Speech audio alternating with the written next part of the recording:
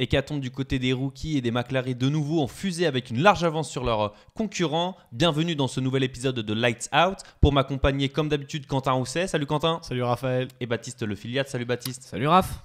Comment vous allez ? Bien et toi ? Super, au top. Pareil, la forme, cool. On a profité de ce GP de Miami tardif. On va revenir un petit peu dessus. Course sprint, week-end de sprint notamment. Qu'est-ce que vous avez pensé tout d'abord de ce Grand Prix ? Je parle de la course principale. Quentin. Très franchement, Grand Prix plutôt sympa sur le départ et le milieu de course. Enfin, peut-être un peu plus ennuyant. Les dés étaient peut-être déjà lancés. Néanmoins, quelques très belles actions en piste, des petites passes d'armes, un peu de jeu musclé entre les pilotes, de quoi se réveiller un petit peu à cette heure tardive. Ouais, je rejoins Quentin. C'est vrai que Miami nous avait pas offert des Grands Prix mémorables jusqu'à présent. Et là, on a eu des très belles batailles en piste. On a eu la pluie qui s'est montrée menaçante et qui finalement n'est pas apparue. On a eu des belles batailles, notamment au niveau de la stratégie. Non, franchement, c'était très intéressant. Un beau Grand Prix, sans doute un des meilleurs de la saison avec l'Australie jusqu'à présent.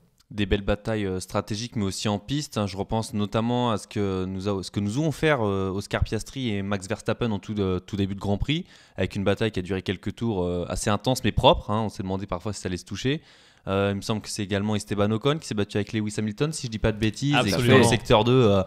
Waouh, comme le rappelait chaud. Julien Febvre, parfois on oublie que ces voitures elles font 2 mètres de large et c'était assez intense. Non, donc ouais, un Grand Prix assez intéressant, comme tu l'as dit Quentin aussi, qui a peut-être été un petit peu moins passionnant sur la deuxième partie de course, mais qui est resté quand même intéressante à suivre sur d'autres points, parce que la tête de course elle était évidemment définie depuis un moment. On avait un Piastri et Norris qui se sont assez largement éloignés. À l'arrivée, c'est plus de 30 secondes d'avance sur le troisième, George Russell. 36 secondes pour être précis, c'est hallucinant. 36 secondes pour Oscar Piastri, 33 secondes pour Lando Norris second, en effet. Et ouais, donc des McLaren, comme je le disais en intro, de retour en fusée, et un Lando Norris qui, à mon sens, retrouve beaucoup de rythme et beaucoup de confiance, ce qui a été peut-être l'important après sa victoire en course sprint. Qu'est-ce que vous pensez du week-end justement de Lando Norris ? Parce que certes, il ne gagne pas comptablement, il s'y retrouve pas forcément, mais moi j'ai trouvé qu'il y a beaucoup de positifs dans son week-end. Surtout dans l'attitude du pilote, globalement, en fait, on voit un Norris qui a véritablement repris du poil de la bête. Les derniers Grands Prix, il était plutôt défaitiste, la tête penchée, esquive un peu les interviews. Il dit non mais j'arrive plus à piloter, je n'ai pas le feeling. Et là, tout de suite, on le voit incisif en piste, on le voit récupérer de la performance et on le voit plus ouvert dans les médias, ce qui est une très bonne chose sur l'état mental du pilote et probablement une bonne annonce pour la suite de la saison. Pour sa part. Ouais, et petite crise de confiance après son crash en qualification à Jeddah. On l'avait vu en difficulté et vraiment, comme tu le dis, la tête au fond du seau. Et là, on a vu un Norris solide, un Norris qui a remporté la course sprint samedi, qui s'est montré très offensif au départ sur Verstappen, qui a tenté de passer à l'intérieur. Malheureusement, Max le pousse hors piste et il se retrouve 5e alors qu'il avait fait un super départ. Mais effectivement, Norris, on l'a retrouvé en confiance. Il s'est retrouvé 5e, mais il a très rapidement dépassé les adversaires devant lui pour reprendre la P3 puis la P2 à Verstappen. Non, franchement, il a perdu du terrain comptablement parlant sur Piastri, puisque Piastri a remporté la course hier, mais il a en tout cas beaucoup regagné en confiance et c'est peut-être ça le plus important. Ouais, parce que l'intérêt ce week-end c'était peut-être ça aussi, Norris, plus que d'aller chercher les gros points et la victoire à tout prix, c'était aussi de retrouver un certain état mental, un état de compétitivité aussi et de retrouver de la performance. Voilà, c'est le mot que je cherchais, de la performance, et c'est ce qu'il a réussi à faire ce week-end. Alors il y a eu cette victoire en course sprint, bien aidée encore une fois par la safety car, comme ça avait été le cas la saison dernière. Incroyable. Lors de la course principale. Ouais, ça deux années de suite, c'est exceptionnel. Ça se demandait s'il n'a pas Fabuleux. une bonne étoile au-dessus de sa tête. Mais ouais, donc Lando Norris qui aujourd'hui on retrouve peut-être le principal, son mojo un petit peu, et qui nous promet justement une prochaine course intéressante justement. Je sais que j'utilise beaucoup le mot intéressant parce que cette saison elle est quand même super passionnante à suivre. On a des écarts qui se réduisent par rapport aux saisons précédentes. Ça se voit beaucoup en qualification. Je voulais retourner là-dessus, on en reparlera un petit peu plus tard, mais on a des performances très rapprochées, que ce soit en course ou en qualif, entre les différentes monoplaces. Là, moi je pense à George Russell, qui ne fait pas de bruit, qui est toujours sur les podiums, de manière, on va généraliser, mais c'est quand même souvent sur les podiums. 4e podium cette saison. Voilà. Et pourtant, Mercedes, c'est pas la force principale du plateau. Mais George Russell, il arrive à extraire ce qu'il faut de cette voiture, comme Kimi Antonelli a réussi à le faire aussi ce week-end en qualification sprint. Mais encore une fois, on sent que d'autres pourraient prendre sa place. Donc est-ce que George Russell, lui, il n'est pas au-dessus du lot finalement ? Baptiste ? Au-dessus du lot, comparé à qui? Bah, est-ce que si tu le mets dans une McLaren, tu le vois se battre pour la victoire, ou est-ce que tu le vois complètement écrasé par un Norris ou un Piastri? J'aime pas trop ces comparaisons de F1 Fiction, de s'il était dans la McLaren, il serait meilleur ou il serait moins bon. Pour moi, Russell, effectivement, je suis d'accord avec toi sur le fait qu'il fait un excellent début de saison. Maintenant, on le sait, la saison est très longue. Il peut y avoir des performances qui régressent d'un côté, qui s'améliorent de l'autre. On l'a vu l'année dernière, McLaren n'a pas commencé avec la voiture la plus rapide. Ils ont fini ils ont fini la saison 2024 en boulet de canon. Maintenant, Russell, effectivement, très régulier, 4ème podium en 6 courses. C'est déjà autant qu'en 2024. Et oui, pour revenir à ce championnat très serré, moi je pense que Russell, si la Mercedes s'améliore, il peut poser de sérieux soucis à Norris et Piastri pour le titre.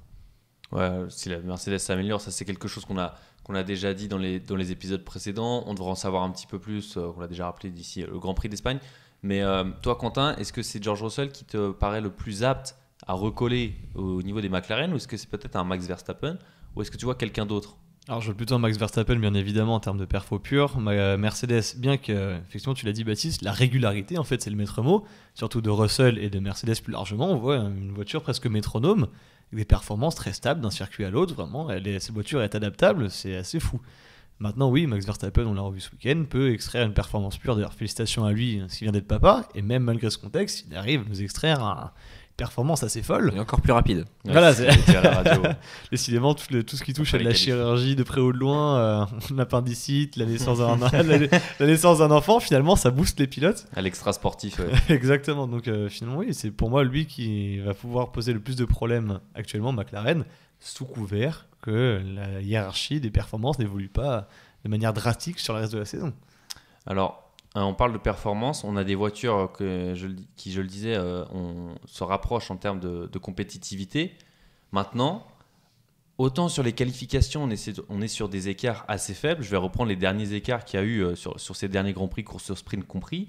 Pour la qualif sprint à Miami, 45 millièmes entre Antonelli et Piastri, 65 millièmes entre Max et Piastri pour la course principale. Puis à Jeddah, c'était 10 millièmes entre Verstappen et Piastri. Et à Bahreïn, 168 millièmes entre Piastri et Russell, soit un dixième et demi. C'est large.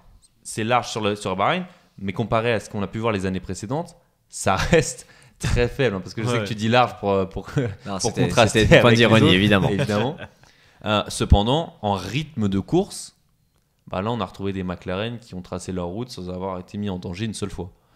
Donc, sur un tour... Tracer leur route, oui, non, parce que quand même pendant les 20 premiers tours, on a eu des sacrées batailles entre Piastri et Verstappen, puis Norris et Verstappen.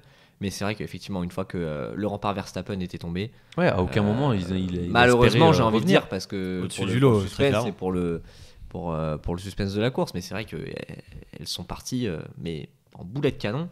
Et c'est hallucinant d'avoir mis 36 secondes à George Russell en à peu près 30 tours. Quoi. Ouais, parce que là, à moins d'un fait de course, d'une safety car qui rapproche tout le monde en fin de course, qui nous aurait offert une bataille intéressante, ça c'est sûr. Oui, les McLaren, en fait, dès qu'elles sont entre guillemets dans le clean air, ça déroule et il n'y a plus personne pour aller les chercher. George Russell, par exemple, qui lui a été assez tranquille sur cette course, contrairement à d'autres qui ont dû batailler pour les points. Je pense notamment à Ferrari, n'est-ce pas, Baptiste? Ouais, c'est vrai, on a eu une grosse bataille interne chez Ferrari. À partir du tour 35, que ça a commencé à chauffer entre Hamilton et Charles Leclerc. Hamilton était bloqué derrière Leclerc, il s'est énervé à la radio car il s'estimait plus rapide. Ferrari a mis du temps à prendre une décision et finalement au tour 39 on a décidé, consigne d'équipe, que Charles Leclerc devait laisser passer Lewis Hamilton afin de rattraper Kimi Antonelli pour le gain de la 5e place. Malheureusement, Hamilton n'a pas été capable de dépasser Kimi Antonelli. On lui a donc demandé aux Britanniques de laisser repasser Charles Leclerc, chose qu'il n'a eu du mal à accepter, mais qu'il a finalement fait au tour 53, et ce qui a poussé Hamilton à une grosse colère à la radio, lorsqu'on lui a demandé, lorsqu'on lui a dit que Carlos Sainz était à 1 seconde 4 derrière, il a demandé vous voulez que je le laisse passer aussi? Voilà. Donc grosse colère du côté d'Hamilton. Je pense beaucoup de frustration aussi du fait que malheureusement la Ferrari n'est pas performante comparée au McLaren, comparée à la Red Bull de Verstappen ou au Mercedes. Les Ferrari totalement hors course pour jouer un podium ou la gagne à la régulière. Donc voilà, week-end difficile du côté de Ferrari. Mais juste avant de t'entendre, Quentin, sur ce sujet-là, c'est tu disais que Lewis Hamilton n'a pas réussi à rattraper Kimi Antonelli, c'est même pire que ça, puisque une fois qu'il passe devant Charles Leclerc, eh ben, il s'échappe pas. C'est Charles Leclerc qui se retrouve dans le dirty air, qui s'en plaint et qui finalement se retrouve lésé dans cette histoire-là. Et certes, il revenait sur Kimi, mais c'est vrai que il a trop chauffé les pneus derrière Leclerc, c'est pour ça. Ah non, mais on a une Ferrari qui fonctionne extrêmement bien sur des pneus usés. Et comme ils ont trop attendu pour faire passer Lewis Hamilton, bah, du coup, c'est peut-être la fenêtre dans laquelle la Ferrari exploitait le mieux les pneus durs de Charles Leclerc qui s'est ouvert et qui donc du coup a permis au Monégasque d'avoir une voiture un petit peu plus rapide à ce moment-là. Très probablement. Bah, après, on voit aussi le problème de management, l'indécision, qui est un gros sujet dans toute entreprise et surtout dans le sport automobile comme ça. On a eu le retour du Welcome Back to You, quoi. Ouais, exactement, c'est ça. Vous avez manqué. On est sur une entité quand même qui est là depuis la première saison de F1 et qui ne prend pas une décision sur le moment quand elle est censée être prise. Donc certes, ça fait du mal à l'ego, mais c'est comme ça. Donc il faut tenter dans tous les cas, rien à perdre dans cette situation. Au pire, on reçoit les positions, chose qui a déjà été faite moult fois par le Britannique. Mais bon, là où les autres voient du négatif, je vois aussi du positif. En somme, on voit aussi Lewis Hamilton qui récupère un peu de la niaque. Moi, ça m'a fait plaisir quand il arrive et qu'il dit ce qu'on est en train de faire, c'est pas très team spirit, mais faites ce que vous voulez, les gars. J'aime bien, voilà, remets de la niaque, montre que tu as envie de... Je trouve qu'il est très éteint par rapport à ce qu'il pourrait dire. Oui, bien sûr, mais après, bon, il a aussi il a plus de 35 ans, ça y est, c'est un peu ça lissé. me fait penser un petit peu à Fernando Alonso qui est arrivé chez Aston Martin et qui disait non mais Stroll est génial, puis arrête d'être lisse 2 minutes et vas-y quoi mon gars. Oui, certes, mais faut voir ça comme un renouveau en disant il commence à montrer un peu les synoniaques, il a envie de s'affirmer, il dit voilà, je commence à être à l'aise, maintenant je veux de la perf. Toi, tu vois de la niaque, moi je vois un peu de la résignation dans le sens où il se dit c'est déjà mort évidemment pour le titre cette année. Et on le voit en difficulté à chaque Grand Prix, c'est très compliqué d'accrocher un top 5 pour Ferrari. Là on le voit, ils terminent respectivement 7ème et 8ème, Charles Leclerc et Lewis Hamilton. Oui. Voilà, après, on parlait de la résignation, t'es sûr? Je sais pas si toi, si Quentin, tu partages. On parle surtout de feeling. On parlait de Norris au début, qu'on était en train de féliciter d'avoir repris un peu du poil de la bête, ne serait-ce que dans les médias. Et là, quand Hamilton reprend du poil de la bête, on dit non, il reprend pas du poil. On dit qu'il se résigne. Il a toujours faim, Hamilton, évidemment. Bien sûr, sinon il serait pas là. Donc là, il serait parti depuis longtemps. Bien sûr, il y a un appétit qui a grandi, mine de rien, par rapport au Grand Prix précédent et au début de la saison. Et je trouve ça agréable quand même de voir, malgré une absence de décision dans l'équipe qui fait toujours mal, surtout chez Ferrari. Pour moi, je le vois comme de la manière suivante. Pour moi, il se dit punaise, je suis déjà pas aidé par la performance de la voiture. Si en plus l'équipe me met des bâtons dans les roues et ne laisse pas passer quand je suis plus rapide, on n'est pas sorti d'affaire, quoi. Alors je vois ce que tu veux dire, parce que je me dis qu'aussi, si la voiture du coup lui avait offert la possibilité de jouer les victoires potentiellement à titre, le comportement aurait pas évolué de la même manière. Et puis je vais peut-être te rejoindre sur le fait qu'il se dit c'est déjà mort. C'est qu'il peut-être se prépare déjà pour l'année prochaine. C'est exactement ça. Ouais. Le problème avec Hamilton, c'est qu'il se prépare pour l'année prochaine depuis 2022. Donc c'est pas faux. Mais encore une fois, dans avec une nouvelle écurie, qu'on connaît, donc après, je suis assez d'accord avec toi. Mais voilà, moi c'est un petit peu plus comme ça que je l'ai perçu, dans le sens où t'es en mode frère, ça y est, il se rend compte que cette année c'est mort, comme tu l'as dit, pour le titre. Mais il va falloir quand même montrer que le pilote numéro 1 c'est lui. Et pas Charles Leclerc. Ce qui est pas facile quand t'as un pilote maison qui est là depuis des années. Et c'est peut-être du coup, il est peut-être en train de préparer le terrain justement pour l'année prochaine, pour que dès le début de saison, si la voiture est performante, se dire allez, nouvelle réglementation, j'ai une voiture qui fonctionne, il n'y aura même pas d'hésitation à avoir entre Charles et moi, les gars, ça va être moi qu'on va privilégier. Là c'est de la spéculation de mon côté, mais moi c'est comme ça que je l'ai perçu. Il doit y avoir un petit contrat sympa aussi derrière, on en parlait grâce à notre interview avec Maître Pierre Ricard notamment. Mais bon, effectivement, on est là, vu le contrat qu'a signé Lewis Hamilton chez Ferrari, clairement, oui, on peut supposer qu'il y a des clauses avantageuses pour lui, notamment vu son palmarès, son passif et son expérience. Maintenant, effectivement, il a une saison pour s'affirmer. Il a une saison pour prouver que c'est lui qu'il faut mettre en tête de file et de mériter ce contrat, de pas avoir ces trucs sur tapis vert en mode Charles, s'il te plaît, t'as signé un papier au début de l'année, laisse passer tonton Lewis et t'en fais pas, tu le repasseras derrière. Tu penses qu'on en est là, honnêtement? Pas forcément. On spécule, bien entendu. On est là. On essaie m'étonnerait d'explorer des pistes. Avec l'arrivée d'Hamilton, on a dit à Charles, sois un peu plus docile, laisse-le passer si besoin. Puis, de toute façon, on n'aurait pas accepté ça. Non, déjà, tu vois un pilote de Formule 1, n'importe lequel, aussi mauvais entre guillemets. J'ai du mal à croire qu'il y ait des arrangements de ce type. Faut que ce soit justifié. On l'a vu là aujourd'hui, par exemple. Charles laisse passer Lewis, il a pas dû kiffer non plus. C'est pas un Latifi que tu demandes de laisser passer Lewis, c'est un Charles Leclerc. Tu vas jamais lui demander ça. Lati quoi? Après, ça se traduit pas forcément qu'en course. Il y a les ordres de passage en qualification, il y a le traitement au sein de l'écurie, il y a la façon dont arrivent les upgrades et sont implémentés, les retours, qui est le pilote le plus écouté sur les retours techniques. Bien sûr, mais là je vais rejoindre Baptiste, ça m'étonnerait que Lewis Hamilton était avantagé sur ces points-là. Non, j'ai pas dit là tout de suite. Moi, je parle qu'à posteriori, une fois qu'il aura fait son adaptation, fait ses preuves, bon, qu'on puisse lui dire, dès que tu performes et que tu commences à... Si jamais ça arrive... Est-ce que Lewis est plus grand que Ferrari ? Est-ce que le pilote il est au-delà de l'institution ? Est-ce que le pilote est au-dessus du sport déjà ? Non mais...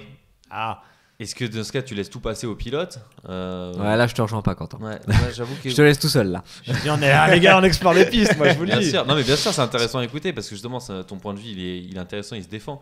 Mais je suis assez d'accord là, avec Baptiste sur ce coup-là, c'est que à mon avis, surtout sous une direction de Fred Vasseur, j'ai du mal à imaginer quelque chose comme ça. Certes, pour l'instant, la direction de Fred Vasseur, on a surtout vu une absence de décision pendant plusieurs tours sur un Grand Prix.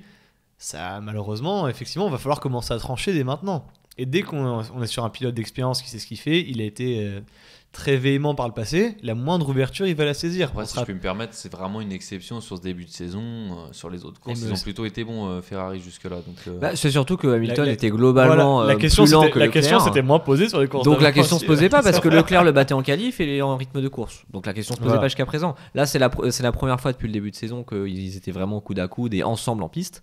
Donc voilà, la question s'est posée ce week-end, mais jusqu'à présent, Leclerc était largement devant. Voilà, donc à voir ce que ça donne, effectivement. Si dès le prochain Grand Prix, on les voit en train de batailler, voir si la question va être traitée plus rapidement, voir si effectivement on dit à un pilote plus que l'autre, reste devant, toi ralentis ton rythme, on frise les positions. Ok, mais pour l'instant, on se rappelle d'un Leclerc avec Vettel à l'époque, quand il a débarqué et commencé à performer.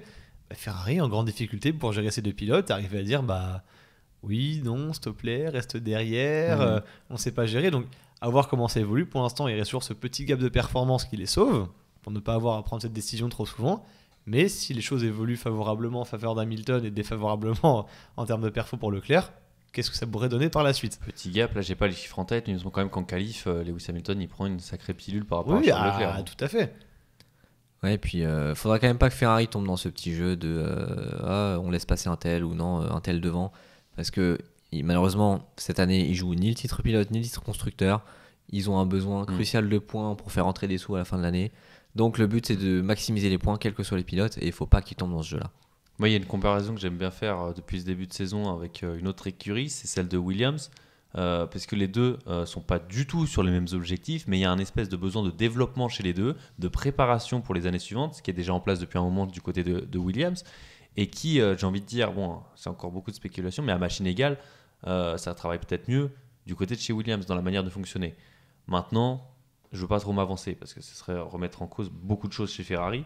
Et puis Ferrari, on sauve un petit peu l'honneur, j'ai envie de dire, les apparences ce week-end avec un podium finalement en sprint, récupéré par Lewis Hamilton suite à la pénalité de Max Verstappen. Pour rappel, un Max Verstappen qui avait coupé de 10 secondes de pénalité à la suite d'un unsafe release dans les stands et un accrochage avec Kimi Antonelli qui avait empêché le pilote britannique de changer de pneu à ce moment-là. Scène quand même assez surréaliste. Si vous vous rappelez de la scène... c'est pas censé arriver. Non, complètement de la faute des mécaniciens. On est sur un plateau de Formule 1, clairement, on est au top niveau du sport automobile, le pinacle du motorsport, et on voit un pilote qui se fait relâcher alors que son collègue arrive qui plus est sur un stand croisé, parce qu'on parle pas assez de ça, mais à la fin, je veux dire, si l'accrochage est plus grave, on voit un Verstappen qui peut rentrer dans les mécaniciens Mercedes sortis pour Antonelli. Moi, les gars, non. Enfin, désolé, ça n'a pas sa place sur un circuit, ça ne doit jamais arriver. Et puis, il y a un vrai problème de pit stop chez Red Bull cette année. Là, on l'avait vu, notamment à Bahreïn, il y a un problème avec la lumière qui indique au pilote qu'il peut repartir, que l'aérostand est terminé. Là, visiblement, c'est un peu le même souci qu'il y a eu, puisqu'on a relâché Verstappen alors qu'Antonelli arrivait dans la voie rapide. Donc, c'est étonnant parce qu'on en parlait en préparant l'émission. Red Bull, il y a quelques années, était la meilleure écurie de très loin pour les arrêts au stand. Et cette année, ils sont beaucoup plus en difficulté. Donc, dommage. Quand tu as la confiance du champion, ça fonctionne mieux. Et puis là, ça fonctionne moins bien. Mais ça me fait un peu penser à Mercedes 2022, parce que Mercedes, il sort d'une domination de quasi 10 ans. J'exagère 10 ans. 8 ans. À peine. Mais où à partir de 2022, on a mis en lumière toutes les erreurs stratégiques, tous les défauts qu'il y avait au sein de l'écurie. Là où avant, on s'en fichait un petit peu, puisqu'on avait une voiture qui était de toute façon une seconde plus rapide au tour.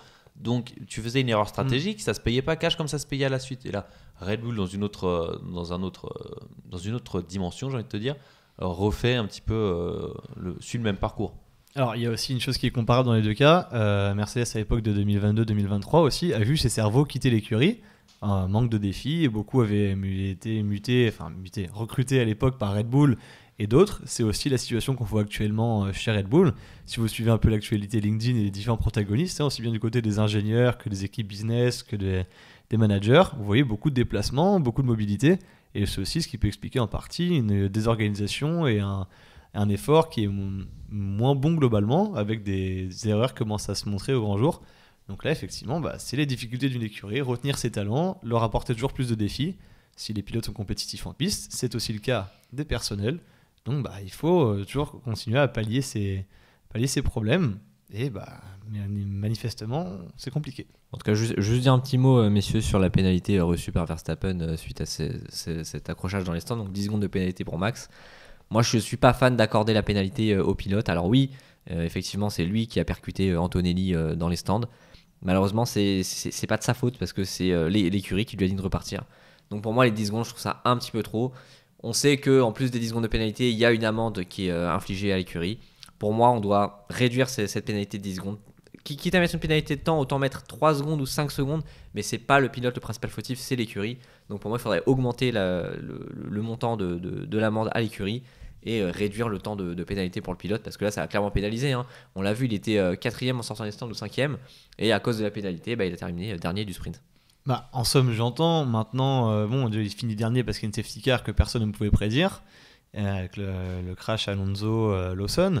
Après surtout, mais comment on peut pénaliser aussi en piste une erreur de l'écurie? Parce que là, on fait foirer la course d'Antonelli aussi par ailleurs. Faut bien qu'il y ait une pénalité. Malheureusement pour Max Verstappen qui est au milieu d'un tir croisé. Sauf qu'il faut bien, entre guillemets, il faut bien une victime. C'est triste à dire, mais c'est comme ça. Donc, mais je suis pas à l'aise avec ce concept. Ouais, mais encore une fois, c'est l'équipe. Même les ingénieurs, là, on le voit parce que c'est le pilote qui est en piste, mais c'est une équipe. Et donc, au bout d'un moment, quand tu pénalises l'équipe entière. Ça aurait été, entre guillemets, injuste vis-à-vis de Kimi Antonelli, peut-être, de ne pas pénaliser en matière de temps le pilote. Pour une erreur d'équipe, je veux dire, ok, c'est pas Max qui fait l'erreur. Mais c'est toute l'équipe, c'est l'entité Red Bull, c'est la voiture numéro 1 de Red Bull qui fait l'erreur. Donc, ok, j'entends que 10 secondes, c'est lourd, surtout quand il y a une safety car, mais ça encore, on ne pouvait pas le prévoir. Voilà. Mais la pénalité de temps, pour moi, elle doit tomber quoi qu'il arrive. Ou alors, tu mets 3 places de pénalité à la prochaine grille, à la limite, mais je sais pas. Pour moi, c'est 10 secondes. L'action, elle est sur le Grand Prix en soi, je peux pas. Voilà, on est sur la sprint, mais après, on a déjà vu des. Oui, ça s'est fait, mais sur plus des actions en piste déjà. Sinon, là, c'est une pénalité directe pour dire comportement dangereux. Des pénalités de temps a posteriori, mais sinon, j'entends aussi ce que tu dis. Mais c'est un débat qui s'ouvre et qui aurait pu. Je suis d'accord. Sur le papier, oui, c'est injuste. Je suis parfaitement d'accord avec ton analyse, Baptiste. Maintenant, malheureusement, j'ai pas trop d'autres options à proposer. Je vais appeler Stéphane Dominicali, on va régler ça. Ah, Stéphane. Non, ne vous inquiétez pas pour ça. Il ne comprend pas la pénalité. Si vous le savez pas, Baptiste, il a un répertoire très rempli. Ah oui. Vous le dire. Un carnet d'adresses, le coco. Pas autant que toi, Raphaël, mais on essaye. Pour rappel, sur cette sprint-là, podium, c'est Norris, Piastri et Hamilton. Du coup, je le disais, avec un Max Verstappen relégué au 17e rang suite à cette pénalité, dernière place.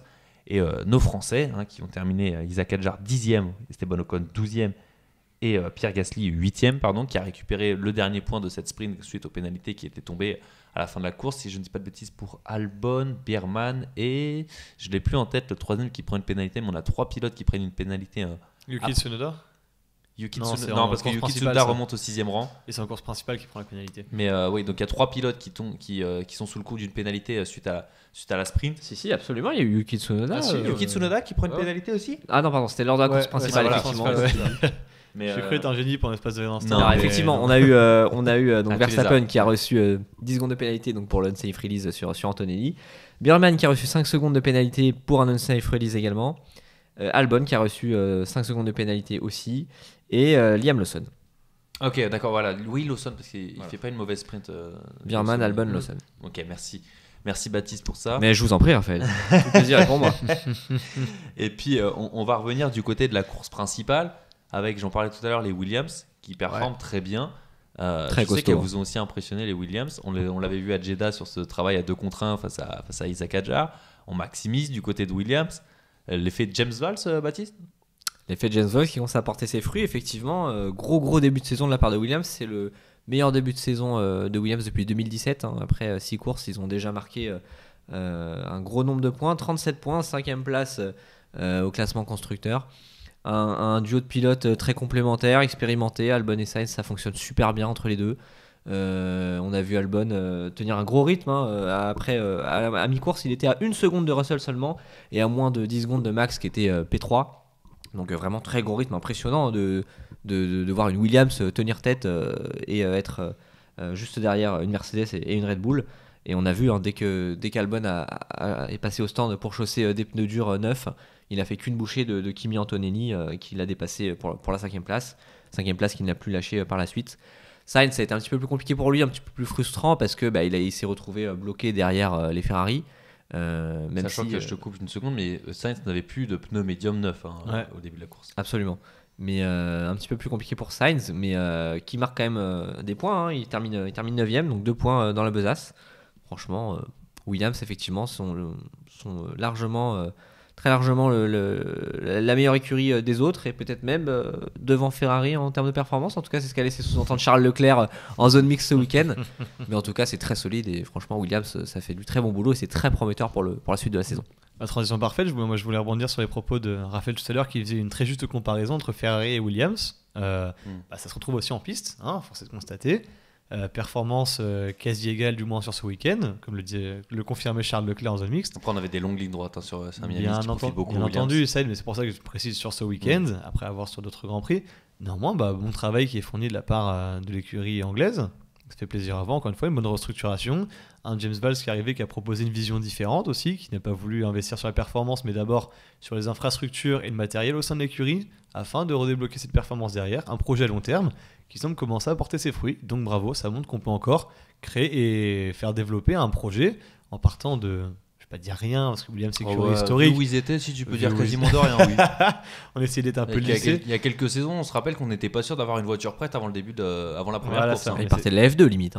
Quasiment, c'est F1 1.5. Mais donc oui, les gars, effectivement, ça fait plaisir à voir. Et on leur souhaite tout le meilleur pour la suite. Alors tant qu'à faire, en tant que fan, que Ferrari suive le même chemin et la même pente ascendante. De toute façon, tout ce qu'on veut, c'est que toutes les écuries suivent cette tendance pour avoir les batailles les plus proches possibles, évidemment.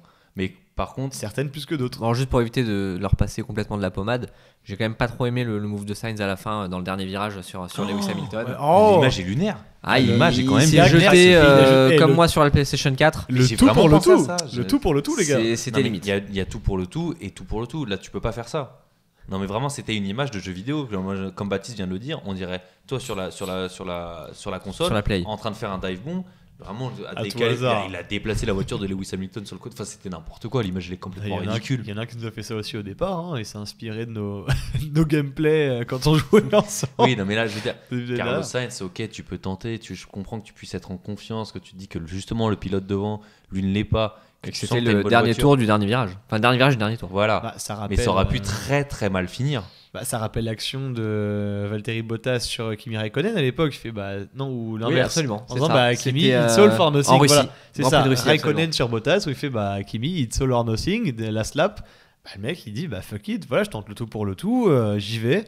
Au pire, tant pis, j'aurais pas perdu grand chose. Au mieux, j'aurais fait un dépassement de malade et gagné une place. Donc, voilà, heureusement, les deux ont pu terminer la course sans problème. Il n'y a pas eu de crevaison, il n'y a pas eu des pilotes expérimentés, heureusement. Mais effement, c'était une manœuvre un petit peu. C'était costaud. Un peu bodybuildé pour accentuer le trait. Costaud. On en a eu des batailles costauds sur cette course, mais là, oui, sur la fin, un peu choqué, je vais pas vous mentir. Je peux juste glisser un petit mot sur la bataille entre Lewis Hamilton et Esteban Ocon au secteur 2. Oh, magnifique. J'ai tellement serré les fesses que j'en ai marqué le siège, les gars. Moi, je vous le dis, le cuir gardera une trace à vie. C'était incroyable. Je pense qu'on a tous été un petit peu Laura Muller pendant ce temps. On l'a vu, l'ingénieur d'Esteban Ocon. Mais en panique dans les stands. Je pense qu'on était tous un petit peu dans le même état. Il n'y avait pas grand chose. Il y avait vraiment une feuille de papier. Moi, je mets pas un doigt entre les deux. On ne mettrait roues, pas un doigt, effectivement. Ça fait vraiment plaisir. Mais par contre, il y en a eu justement dans ce secteur-là des batailles intéressantes, des crashs aussi. Lawson, Alonso, je repense notamment. Mais on a eu des poussettes, Verstappen, Piastri, si je dis pas de bêtises. Mais non, c'était intéressant sur quand même ce virage 10, l'enchaînement avec le virage 11. On a eu Norris qui a emmené Verstappen au large, c'était au 17e tour. Parce que moi, pour la deuxième place. J'ai appelé ça le dépassement du SUM pour ma part. Dépassement du SUM ? Il dit je vais te rendre un peu la monnaie de ta pièce pour le départ. Parce que j'ai appelé le dépassement du Je sol. vais te dire, il s'inspire d'un champion du monde finalement. Oui, voilà, les marques des grands. Mais ça ne marche pas à tout le monde. Ça ne réussit pas à tout le monde. Sur Verstappen, c'est soit tu te craches, soit tu passes pas. Donc avec Verstappen. Ouais, justement, permettez-moi, messieurs, vu qu'on revient sur Norris et Verstappen, moi je suis un petit peu, comment dire, pas contrarié, mais un petit peu agacé de voir la naïveté de Lando Norris, qui attaque systématiquement Verstappen par l'extérieur. Mais s'il y a bien un pilote qui ne cédera jamais une position avec un dépassement à l'extérieur, c'est bien Max Verstappen. Mais c'est ce qu'on disait à l'épisode précédent, on a l'impression qu'il apprend pas de ces trucs-là. Et puis ça, c'est quelque chose qu'il aurait dû savoir. Et combien de fois il pouvait très bien se positionner à l'intérieur pour dépasser Verstappen, et maintenant il restait sur la ligne extérieure. Moi, il me frustre, il m'agace quand je le vois faire ça, parce que, pareil, hier, il a perdu du temps entre le 15e tour et le 18e tour où il a finalement réussi à dépasser Max. Il a perdu beaucoup de temps, et c'est peut-être ce qui lui a coûté finalement le gain de la première place à la fin, parce qu'il termine à 4 secondes 6 d'Oscar Piastri. Et dans les 4 secondes 6 de retard qu'il a sur son coéquipier, il y a au moins, je pense, 3 bonnes secondes de perdu sur Max Verstappen entre le tour 15 et le tour 18. D'ailleurs, même Gianpiero Lambiadze, l'ingénieur de course de Max Verstappen, s'en amusait en disant Max, reste calme, garde l'intérieur et tout ira bien pour toi. Donc ils connaissent, et Norris, malheureusement, ne se réinvente pas encore sur les dépassements. Sachant qu'il sait, une fois qu'il est passé, qu'il va normalement pas se faire rattraper. Voilà, c'est un peu idiot. Il est un peu paniqué, et ça arrive à tout le monde. On reste faillible, mais quand même. Oui, ça fait un peu bizarre de voir un calibre du niveau de Lando Norris arriver et buter sur les mêmes erreurs à chaque Grand Prix. Course, je le rappelais en tout début d'émission dans l'intro, qui n'a pas vu nos rookies briller ce week-end non plus, surtout ce dimanche avec l'élimination. Avec plusieurs de nos rookies qui n'ont simplement pas terminé la course. Certains. Bortoleto, Douane, Lawson. J'en oublie peut-être un ou deux là. Bortoleto, Douane, Lawson. Et Biermann, merci. Bon, c'est pas de leur faute, voilà. Ce qu'il faut se dire, c'est que Bortoleto et Biermann, c'est pas de leur Biermann, faute. ça s'est éteint d'un coup. C'est une casse moteur. À la fin de ligne droite, poup. Bon bah.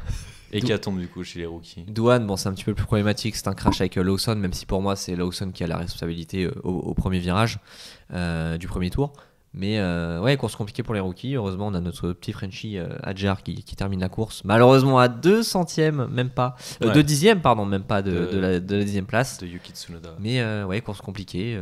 Tiens, d'ailleurs, messieurs Douane, qu'est-ce que vous en pensez à votre avis? C'était sa dernière course chez Alpine? C'est ce qui semblerait. Je veux dire, c'est ce que les médias ont eu tendance à confirmer, sans avoir l'information officielle. Mais on en entendait parler depuis la fin de saison dernière. Ça revenait de plus en plus souvent cette année. Maintenant qu'on était au fameux 6e Grand Prix, c'est ce qu'Arnaud Péricard lui-même nous avait introduit lorsqu'on l'avait rencontré lors de l'interview. Très bonne interview d'ailleurs, je vous la conseille. On la mettra en description pour que vous la retrouviez. Mais oui, c'est qu'en interne, au sein du paddock et dans les discussions, dans tous les oui-dire, il semblerait que c'eût été le dernier Grand Prix de Jack Doohan. La réalité est la suivante, c'est qu'il avait manifestement un contrat 6 courses incluses, c'était un package.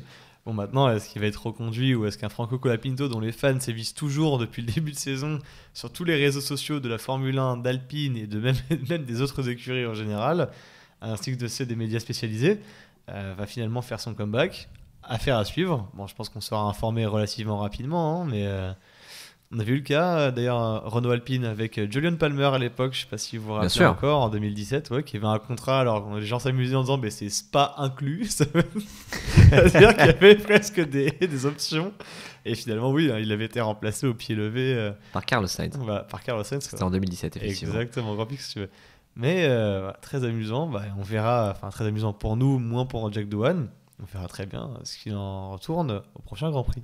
Moi, je suis pas spécialement fan de Doohan dans le sens où j'ai pas d'attache particulière avec ce pilote, mais je trouverais ça lamentable de la part d'Alpine de le dégager aussitôt. Surtout que c'est un pilote maison, c'est un pilote de l'Académie Alpine. Quand on connaît l'historique des pilotes de l'Académie Alpine, avec le précédent Oscar Piastri, lui pour le coup c'est un pilote qu'ils ont couvé pendant 3 saisons en Formule 2.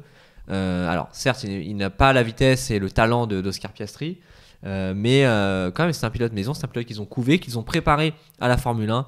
Et je trouve que le mettre à la porte au bout de 6 courses, si ça arrive, parce que à l'heure où on tourne ce podcast, cet épisode, en tout cas, rien n'a été confirmé. Douane est toujours pilote Alpine.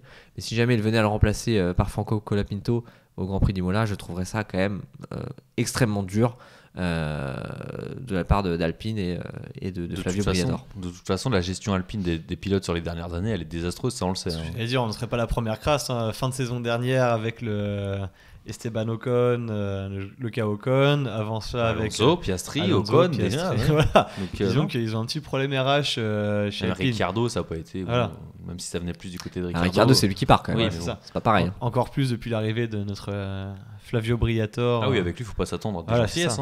Clairement, et puis si ça a été écrit dans le contrat et que Douane l'a signé ce contrat au bout d'un moment. Donc, ok, c'est peut-être pas très élégant, c'est peut-être pas très classe. Positif. Mais Douane, c'était aussi sa seule porte d'entrée dans la F1 peut-être, et c'était peut-être la condition qui faisait qu'il pouvait signer en F1. Donc. Sûrement.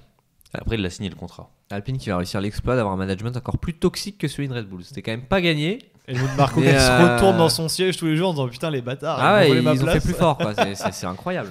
Peut-être un move Helmut Marko chez Alpine bientôt. Et en attendant, toujours pas d'amélioration de la performance du côté d'Alpine. Ça rentre très difficilement dans les points. Ça joue jamais les podiums, les victoires à la régulière. On a beau nous répéter depuis 10 ans. Oui, dans 5 ans, dans 3 ans, on jouera des podiums, des titres. Le plan des 100 courses et il se passe toujours rien. Voilà, c'est aussi notre ami. Mais d'ailleurs, Douane qui a que de déception. Pour la première fois de la saison, était devant son coéquipier en qualification. C'est vrai, à noter. C'est Margot Lafitte qui disait peut-être qu'il a eu un électrochoc dès que ça commence à être tendu, ça y est. Elle a peut-être pas tort non plus, ça se voit souvent d'ailleurs chez les pilotes. Souvent quand on les voit en fin de contrat ou alors libérés d'un contrat en disant l'année prochaine tu seras plus en F1, soudainement ils se sont libérés d'une certaine pression. C'est des pilotes qui sont sous pression, qui se mettent à performer une fois que tout va mieux, une fois que le contrat est prolongé, une fois qu'ils savent qu'ils sont libérés. On l'a déjà vu. Juste avant d'évoquer le triple header qui s'annonce, qui arrive dans 2 semaines, Baptiste, est-ce que tu peux nous faire un petit point sur le résultat du coup de la course et de nos Français peut-être, et après sur les classements pilotes et constructeurs? Mais avec plaisir, Raphaël. On va vous rappeler du coup le classement de cette course avec Oscar Piastri sur la plus haute marge du podium devant Lando Norris et George Russell. Max Verstappen, le quadruple champion du monde en titre, termine 4ème, suivi par Alex Albon et Kimi Antonelli. Charles Leclerc termine 7ème, suivi de son coéquipier Lewis Hamilton à 8ème place. Carlos Sainz termine 9ème et Yuki Tsunoda sur sa Red Bull complète le top 10. Nos Français occupent les 3 premières places, mais en dehors des points, figurez-vous. Isaac Hadjar 11ème, Esteban Ocon 12ème et Pierre Gasly 13ème. Malheureusement, pas de points marqués lors de la grande course hier pour nos Français. T'es pas content? Triplé. Et puis ça va nous permettre de faire un point sur les classements pilotes et constructeurs. Baptiste, pareil, je te laisse reprendre la main. Oui, avec Oscar Piastri qui conforte son avance en tête du championnat, 131 points. Il est premier devant Lando Norris qui a 115 points, donc 16 points d'écart entre les deux coéquipiers McLaren. Max Verstappen est 3ème avec 99 points, suivi par George Russell. Charles Leclerc est 5ème, Andrea Kimi Antonelli est 6ème, suivi par Lewis Hamilton et Alex Albon. Nos Français sont 9ème avec Esteban Ocon. Pierre Gasly est 12ème et Isaac Hadjar 16ème. Du côté du classement des constructeurs, McLaren toujours plus... Du côté du classement des constructeurs, McLaren qui conforte toujours un peu plus son avance avec 246 points devant Mercedes qui a 141 points. Red Bull est 3ème avec 105 points, suivi par Ferrari avec 94 points. Ensuite, Williams complète le top 5, suivi par Haas et Aston Martin. Racing Bulls, l'écurie de Isaac Hadjar, est 8ème. Et Alpine et Kick Sauber concluent le classement à la 9ème et la 10ème place. Merci Baptiste. Pour rappel, je le disais... Je vous en prie, Raphaël. Qu'est-ce qu'il est bon quand il fait ça. Je vous le disais juste avant qu'on évoque les résultats. Triple header à suivre avec le Grand Prix d'Émilie-Romagne. Hop, breaking news. Et ben voilà, c'est officiel. On en parlait il y a 5 minutes, messieurs. Colapinto remplace Jack Douane, c'est Alpine. Pendant qu'on enregistre le podcast. C'est exceptionnel. How the turntables. Incroyable, et ben voilà. Parce qu'on a... Il y a 10 minutes, on débat de son départ, et ben voilà, c'est annoncé. Voilà. C'était sûr en fait. L'article vient de tomber. C'était sûr. Voilà. Ben, vous l'aurez appris en différé dans Lights Out, mais nous on l'aura vu en direct. C'est incroyable. Info de dernière minute, c'est magnifique. Ça met des mêmes. Et bah du coup on retrouvera Franco Colapinto dans l'Alpine du côté d'Imola le Vamos 16 Argentina. Oh punaise. Si senior. Allez. Juste très rapidement avant de conclure, Quentin, du coup Colapinto content ou pas content? En vrai content, ça va apporter une petite vague de nouveaux fans, beaucoup d'engouement autour de la F1 en Amérique latine.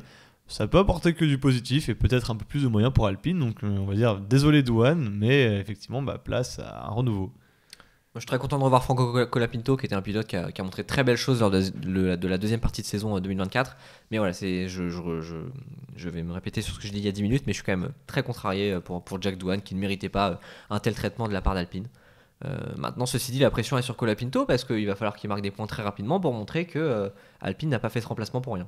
Oui, parce qu'il a que 6 courses, on imagine, pareil dans son contrat. Non? C'est pas comme ça que ça fonctionne du coup? À voir, mais. Ils vont mettre combien comme ça sur les 25 Grands Prix On verra. Mais en tout cas, les 3 premières qu'il devra disputer, ce sera du côté de l'Italie dans un premier temps, Émilie-Romagne, puis après Monaco et enfin le Grand Prix d'Espagne où on aura sûrement beaucoup de réponses quant aux performances des voitures sur cette année. Olé. Arrive. Olé, on a quand même un des pilotes espagnols là sur ce début de saison qui est pas en grande forme, qu'il a vu. On en reparlera sûrement prochainement, mais C'est la vieillesse. Non, mais c'est Voilà. un rookie. Laissez-le grandir. C'est un rookie. Il démarre. Il a que voilà. 3 saisons. on ouais. l'a quand même vu sans vanne faut, faire des erreurs qu'on ne voyait pas faire avant. Il est là Beaucoup que sur ce début de depuis. Il en a marre. J'ai même plus son entrée en F1 tellement c'est il y a longtemps. Il est en saison. F. 2003, 2004. J'ai un doute. C'est pas un peu avant ça même. J'ai un doute. On en rediscutera de toute façon de Fernando Alonso. Merci messieurs d'avoir été là encore aujourd'hui et puis merci à vous de nous écouter. On se retrouve très bientôt pour un prochain épisode de Lights Out. Salut.